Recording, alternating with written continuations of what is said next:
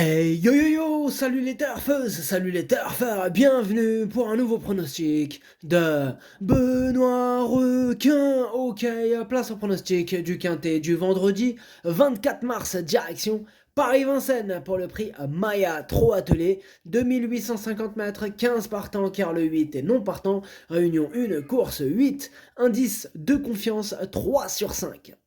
Petit retour sur le quintet à l'envers du jeudi 23 mars, il y a eu du trouble fait à l'arrivée. Ok, c'est parti, on commence le pronostic et on commence avec le numéro 1, Gagneur. Et on écoute l'entraîneur Fabien James. Gagneur est essentiellement gaucher, il n'avait pas un bon programme après ses victoires en début d'année. Sur ce qu'il a montré le 24 décembre, il a les moyens de rivaliser dans la capitale. Il ne démarre pas très vite mais possède beaucoup de fond. Avec un déroulement limpide, il est capable de terminer à l'arrivée. À Laval, en amateur, il n'a pas été heureux. Eh bien, ce numéro 1, moi je l'ai gardé mais en bout de combinaison. Ce numéro 1, Nanaï. On enchaîne avec le numéro 2, Jinko Teloa. Et on écoute Franck Leblanc. Jinko Teloa a pris la fâcheuse habitude, a pris la fâcheuse habitude de s'élancer au galop depuis le début de l'année. Sa forme n'est pas à mettre en doute et il a prouvé cet hiver qu'il avait la pointure d'une telle épreuve. Je compte sur Johan Le Bourgeois pour l'aider à partir correctement. S'il ne fait pas de faute au départ, il devrait terminer dans le quintet. Alors, ce numéro 2, sachez que c'est lui le 8e de mon pronostic. Oui, je l'ai retenu, hein. Un bout de combinaison, mais je l'ai retenu. Maintenant, c'est son problème de disqualification qui va poser problème, hein. Le 2 et le 3, là, ces deux-là là, qui suivent d'ailleurs. Bon, alors, on disait en japonais Hachi. Donc on passe au numéro 3, lui aussi le spécialiste de la disqualification Gay Matin. Et on écoute Guillaume Gillot. Gay Matin a aligné les disqualifications cet hiver. Il n'était pas au mieux et connaissait des problèmes d'allure. Il a été soigné et tout semble rentrer dans l'ordre. Ce n'est pas un cheval fautif lorsqu'il est bien, comme c'est le cas en ce moment. Il n'a pas de marge à ce niveau, mais il devrait profiter de ce bon engagement au premier échelon pour accrocher une place dans le quintet. Ce numéro 3, c'est mon cheval de complément en cas de non partant, donc c'est lui mon gros regret. Voilà, moi, c'est les disqualifications qui m'ont refroidi. Donc voilà, entre le 2 et le 3, j'ai préféré le 2. Voilà, les deux, ils m'ont... Voilà.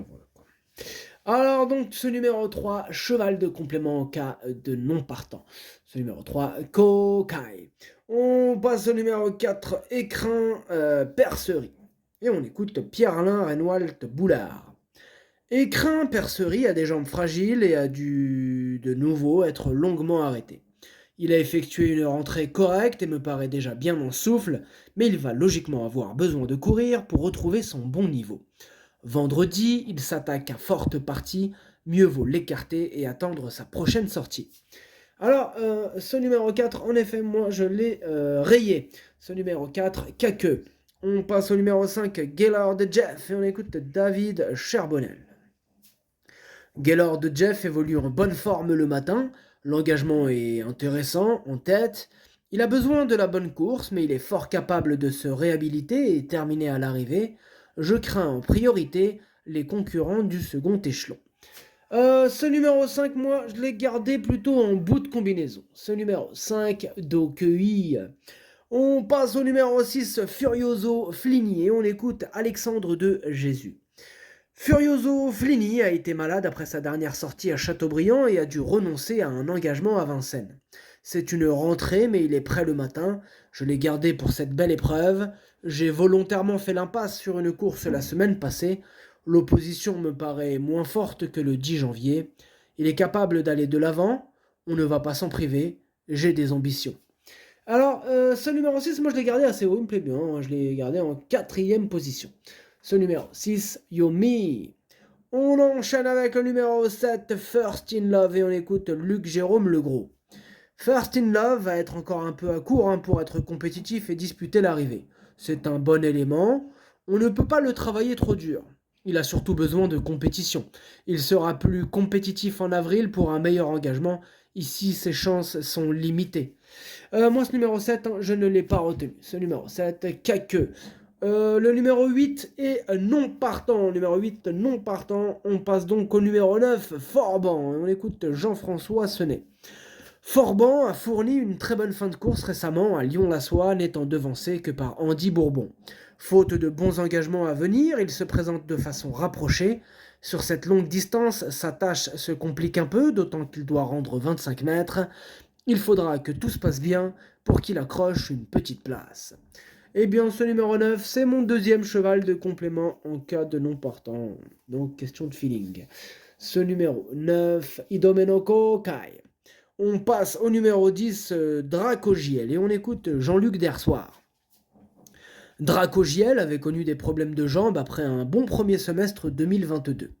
Vendredi, il va effectuer une rentrée après quasiment 9 mois d'absence.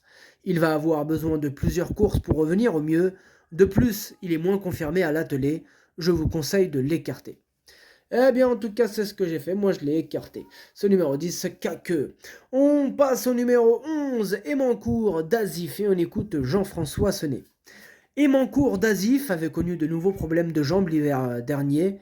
Nous avons pris notre temps et il n'a pas couru durant 1 an.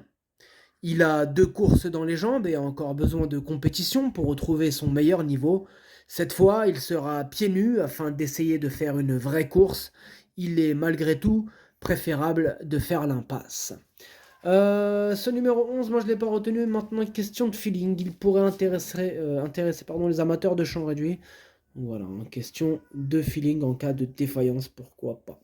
Ce numéro 11, Kiken. On enchaîne avec le numéro 12, Galangala, et on écoute Benjamin Gautz.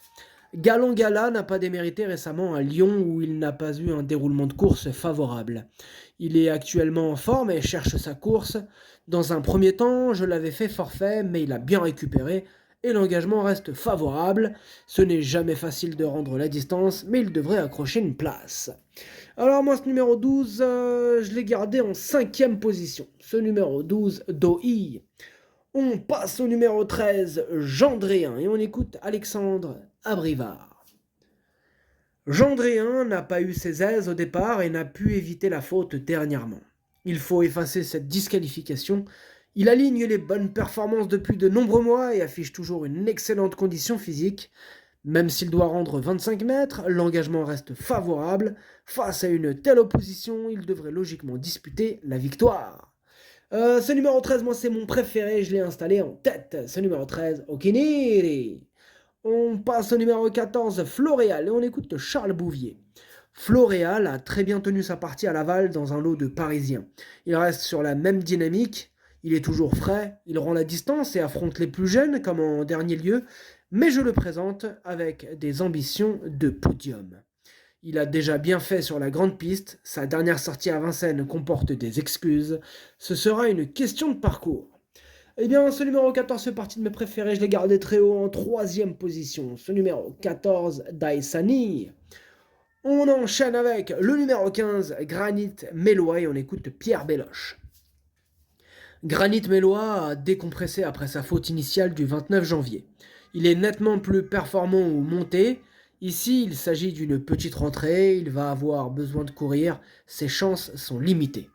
Moi, ce numéro 15, je ne l'ai pas retenu. Ce numéro 15, Caqueux. On termine avec le numéro 16, Great of Madrick, et on n'aura pas les commentaires de l'entraîneur qui est parti pêcher. Hein. Amuse-toi bien, Sébastien Garato. Alors, ce numéro 16, c'est vraiment l'un de mes préférés. Je l'ai gardé très haut, en 2e position. Donc c'est une première chance, ce numéro 16. Ce numéro 16, du coup, ça donne Watashi no Nibame no Okiniri. Le pronostic, ça donne 13, 16, 14, 6, 12, 5, As. Merci d'avoir suivi cette vidéo. N'hésitez pas à mettre un pouce bleu si la vidéo vous a plu. Pour accéder à tous mes tickets pour la course du Quintet, rendez-vous directement en description de la vidéo. À jouer avec modération. Bonne chance. Chopez-le-moi. Ciao.